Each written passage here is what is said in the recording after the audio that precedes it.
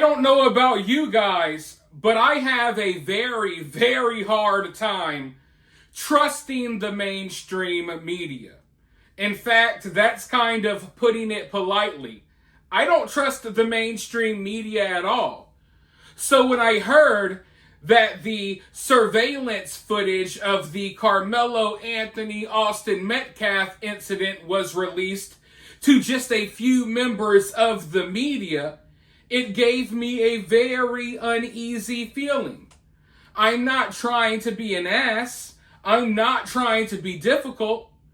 But the media has given me every single reason not to trust them, time and time again.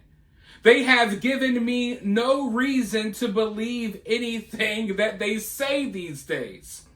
So I was unsure if we would really get an accurate or honest description of the footage that they got to see. Also, you got to add in the fact that now we know that Frisco ISD removed a portion of the surveillance footage. Now, isn't that shady as well? They removed the part basically where Karmelo kills Austin. Imagine them doing something like that with the George Floyd footage. Okay, we're going to release the George Floyd footage, but we're only going to let 3 reporters see it, and we're going to take out the part where Derek Chauvin puts his knee on George Floyd's neck. We're going to take that part out of the footage. We're just going to show you the before and after, and we're only going to show a few people, and you'll just have to rely on their word when it comes to whatever they saw, right? Doesn't that sound bonkers? Doesn't that sound crazy? Doesn't that sound way more complicated than just releasing the footage, right? So you can tell they don't want people to have an accurate understanding of what really happened. And now it's kind of like we got to rely on this game of telephone.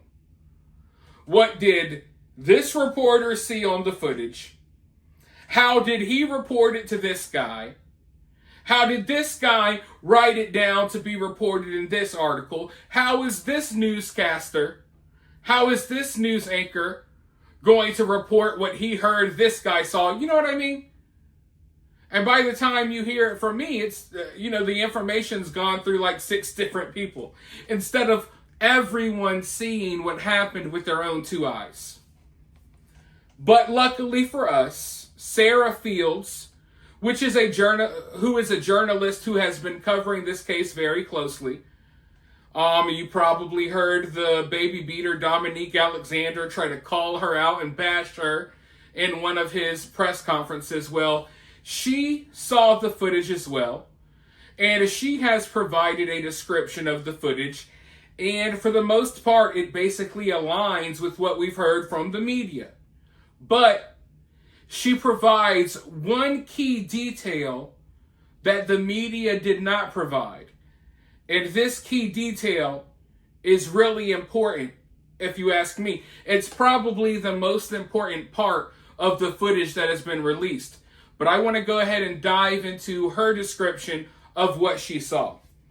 Many people seemed confused about why this video was allowed to be seen, which parts were permitted for viewing, and other details. Allow me to clarify, and if you have questions, I'm happy to answer them. I have seen the video via a open records request. The actual shanking event cannot be seen, only the moments before and after. You cannot see what is happening, and you cannot identify faces. The footage is very grainy and recorded from far away, the opposite side of the stadium. The actual shanking is not shown, as this portion is being withheld by the DA for possible evidence in the case. However, I've been told that much of it may not be admissible since nothing is clearly visible. After the shanking, EMS arrives on the scene 9 minutes later. You can see an individual running down the bleachers, tripping and falling, then getting up and continuing to run. This individual was Karmelo. The publicly released clip has no evidentiary value. Unfortunately, many fake reporters and activists defending Karmelo Anthony have used this video to claim they saw the incident. They saw absolutely nothing. I reported this weeks ago, but for the first time, I'm grateful that the mainstream media is finally catching up. Now, everyone knows that people like Tiffany and other disruptors are lying about claiming it was self-defense. So the key detail here that sticks out to me is that Karmelo Anthony is seen on the footage tripping, falling down a portion of the bleachers, tripping somewhere, getting back up and continuing to run. Now, why is that detail important? Well, when you trip and fall down the bleachers, when you trip and fall running anywhere, chances are you may have a few scrapes. You may have a cut. You may have a minor injury, a bruise, a knot, something along those lines. And as we all know, Karmelo Anthony is claiming self-defense. So they say that that footage may not even be able to be used in the trial. But Karmelo Anthony falling, in my opinion, could be a big deal. Because we know he's claiming self-defense. We know that Karmelo Anthony is working with a shady organization of shady people with shady tactics.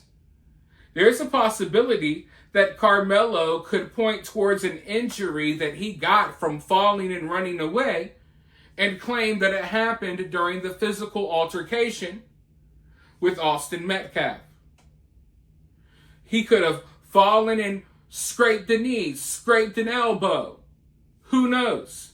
Any little injury that could be on his body, any little scrape, any little cut, any little bruise, I guarantee you that little baby beating activist that represents him, they're probably taking pictures of everything. And we know law enforcement took a couple of pictures as well.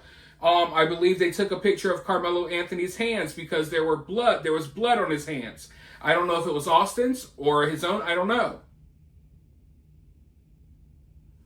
But Karmelo tripping and falling, when you're dealing with a self-defense case, well, we know it's not really self-defense, but when you're dealing with someone who's claiming self-defense, he could point towards injuries that he got from that fall and say, hey, these injuries came from my fight with Austin. And if the surveillance footage, which is grainy and doesn't show much, if that's not going to be able to be used in court, then we might have to rely on straight up witnesses. I know that we keep hearing that there's footage, there's videos. I know that the baby beater representing Karmelo, I know that he has stated that there's multiple videos. But we don't know that for a fact. We haven't heard any follow-up information on any of that. And no one who was there at the track meet has released any videos. And none of them are talking about what they saw either. Everyone is very tight-lipped. I believe they've been threatened. I know that everyone that saw this, I believe they had their phones taken away. And if there is footage there, I'm not sure if we're going to see it. I'm not sure if footage even exists. We know the surveillance footage exists, but now we know that maybe they can't even be used. And the part that everyone needs to see has been taken out of the video. I know they'll show the cops. I know they'll play that in court if it's allowed in the trial. But yeah, we're looking at a situation here where we may have to rely on witnesses to tell the story about what happened. We might not have the footage that we think we have. And even if we do, I don't trust anything anymore. Because I know there are tactics being used to protect Karmelo.